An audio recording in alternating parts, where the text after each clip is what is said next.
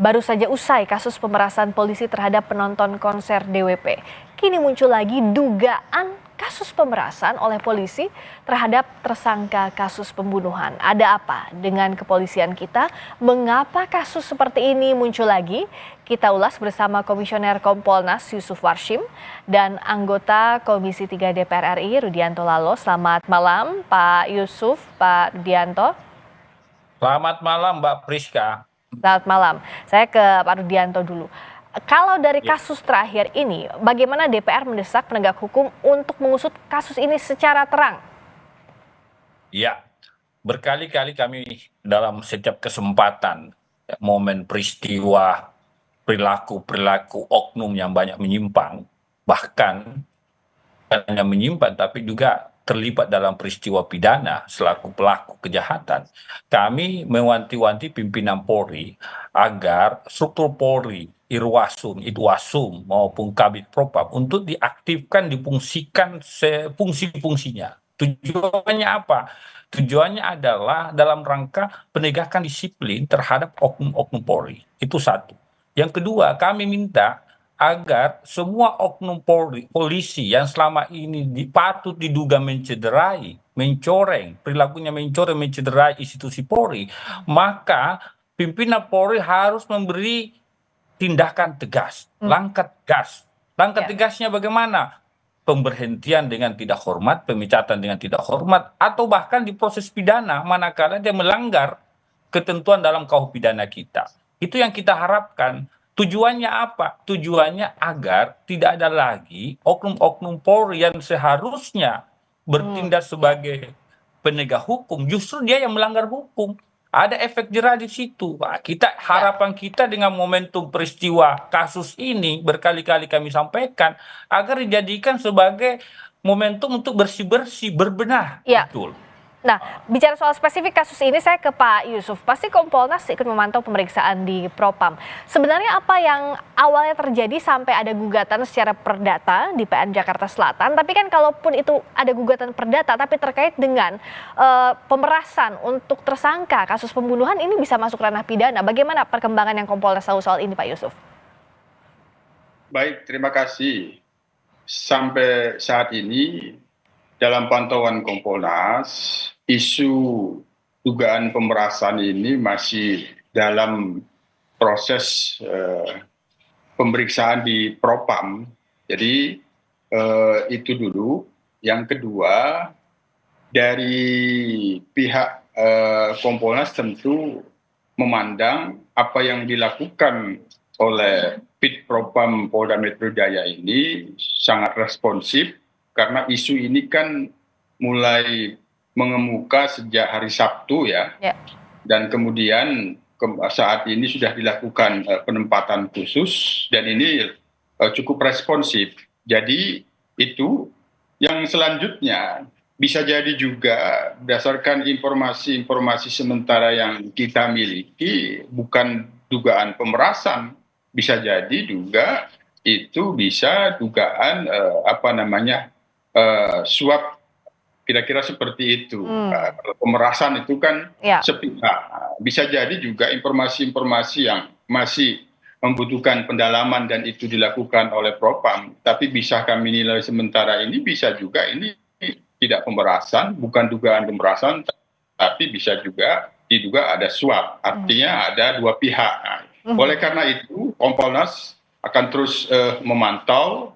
Kita berikan kesempatan Bid Propam Polda Metro Jaya, dan sementara juga ada klarifikasi yang cukup berani dari mantan Kasat Reskrim tersebut bahwa itu semuanya tidak benar. Ini cukup berani, tapi tentu harus hati-hati, jangan sampai lupa ada jejak-jejak yang itu dipahamkan oleh pihak yang mengeluhkan dugaan pemerasan itu memiliki bukti-bukti awal yang itu pada saat ini dilakukan proses pendalaman dan pemeriksaan di Polda Metro Jaya. Ini yang memang kita acungi jempol, berani memberikan klarifikasi secara terbuka, tapi sekali lagi kita serahkan kepada Bid Propam Polda Metro Jaya apakah ini benar dugaan pemerasan atau bukan pemerasan, tapi suap.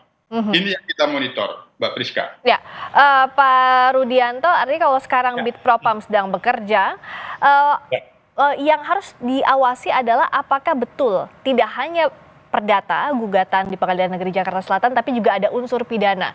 Dan bagaimana kalau dari DPR melihat transparansi dari penyidik dalam kasus ini sejauh ini?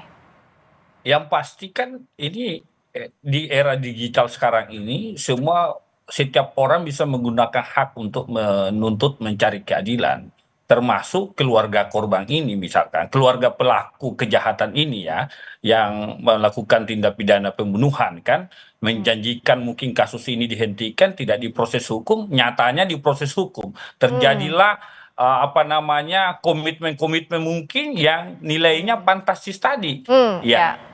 Kok bisa diproses hukum sementara ada komitmen-komitmen ini yang kita tidak tahu pembuktian pendalaman lebih lanjut yang saat ini sedang dikerjakan oleh bidang propam Polda Metro. Tetapi yang saya mau katakan, tidak ada asap tanpa api. Artinya kok berani-beraninya menggugat secara perdata. Saya yakin ketika dia berani menggugat perdata seperti ini pasti bukti-buktinya cukup kuat. Yang menarik adalah kenapa dia tidak lapor, ya kan, lapor pidana. Ada kasus pemerasan misalkan atau pasal suap misalkan, kok menggunakan hak hukumnya, menggunakan hak perdatanya. Ini yang menarik tanda tanya besar. Apakah misalkan ada ketidakpercayaan kalau dia melapor secara pidana ke pimpinan Serse atau bagaimana, itu yang menarik sesungguhnya. Tetapi dengan kejadian ini, ya sekali lagi saya mengatakan, ini mencoreng benar citra Polri kita. Karena itu kita mendesak pimpinan Polri untuk tidak lagi memberi pembelaan-pembelaan kepada oknum-oknum yang merusak citra Polri ini. Iya. Ya kalau ini ya betul seperti Pak Rudianto bilang, ini menarik karena pintu masuknya justru dari perdata. Sementara kalau pemerasan lalu untuk kasus pembunuhan sudah jelas ada pidana yang di sana menanti untuk diusut juga, bahkan lebih besar kalau secara pidana. Nah, kalau dari Kompolnas, apa yang bisa dicermati dalam kasus ini? Satu, kalau secara pemerasannya gugatannya itu berlangsung, tapi kan artinya dalam proses pidana bisa dilakukan upaya-upaya untuk menyelewengkan proses penyidikan, obstruction of justice atau bahkan suap tadi, Pak Yusuf. Ya, jadi seperti biasa, ketika Kompolnas menerima keluhan masyarakat dalam posisi sebagai terlapor, itu pasti mengeluhkan kinerja kepolisian di dalam penyidikan satu laporan polisi.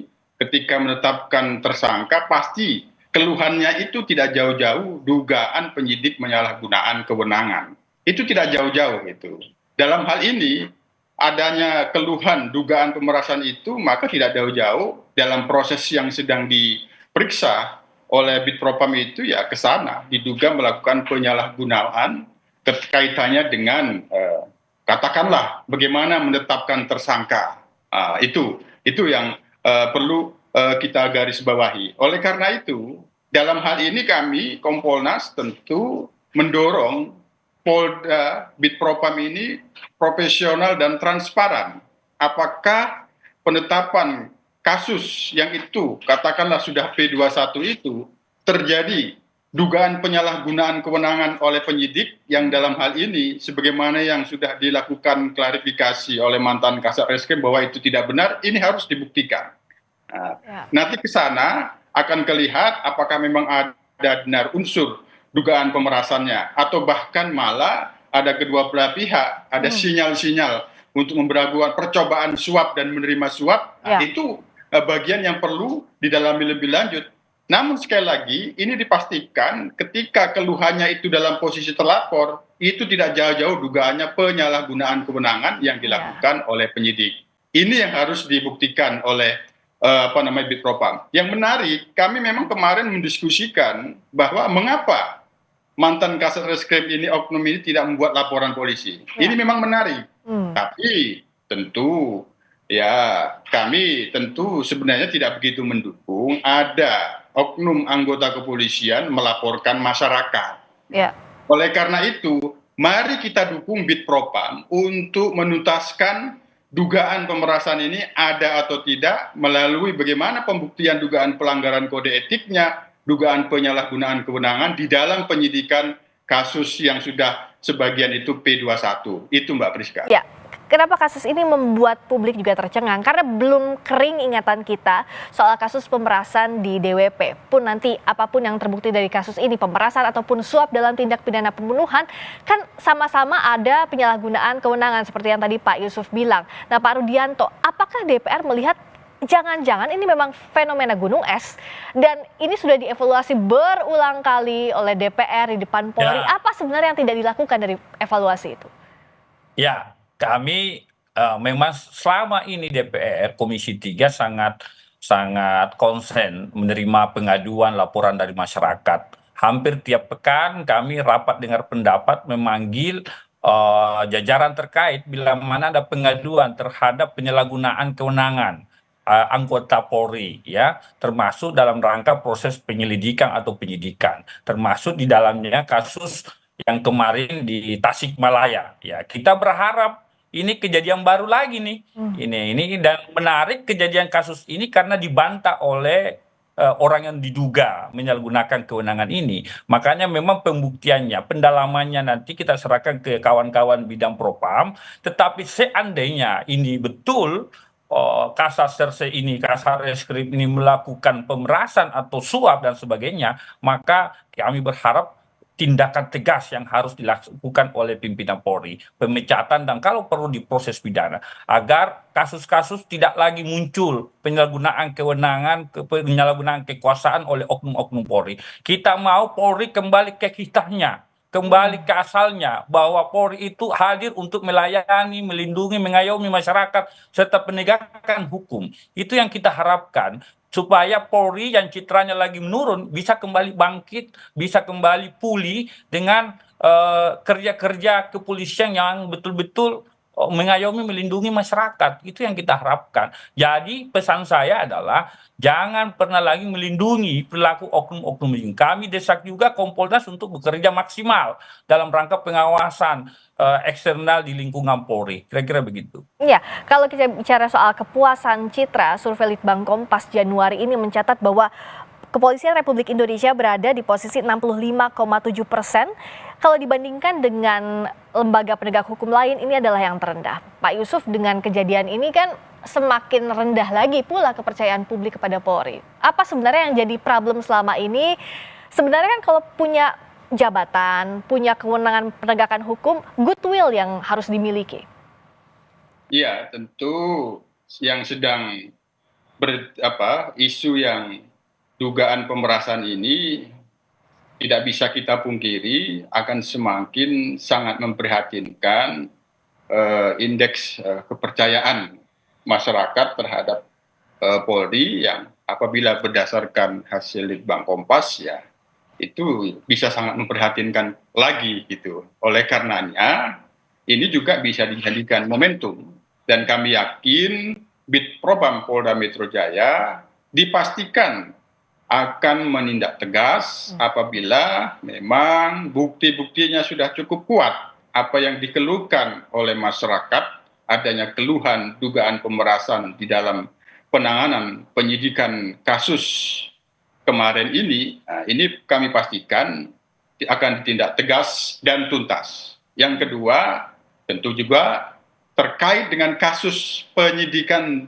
tindak pidananya yang ini sedang kami dapat informasi masih ada lagi yang sedang berjalan, dugaan pembunuhan dan kekerasan seksualnya itu masih sedang berjalan juga, tentu ini harus dituntaskan. Soal adanya dugaan penyalahgunaan kewenangan ataupun dugaan pemerasan penyidik itu menjadi kewenangan Propam untuk menuntaskan, profesional, tidak ada yang perlu ditutupi. Yang kedua, karena ini juga ada korban yang sudah meninggal dunia kekerasan seksual, tentu ini kita dorong apabila masih ada yang belum dituntaskan, ini terus kami awasi untuk dituntaskan secara profesional, transparan, dan akuntabel.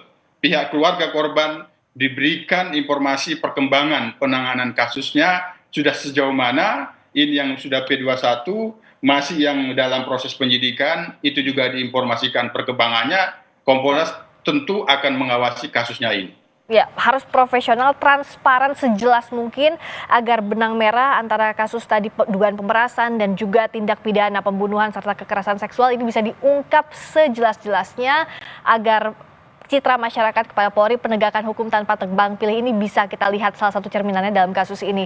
Terima kasih Pak Yusuf Warshim, Komisioner Kompolnas. Terima kasih juga Pak Rudianto Lalo, anggota Komisi 3 DPR RI. Selamat malam.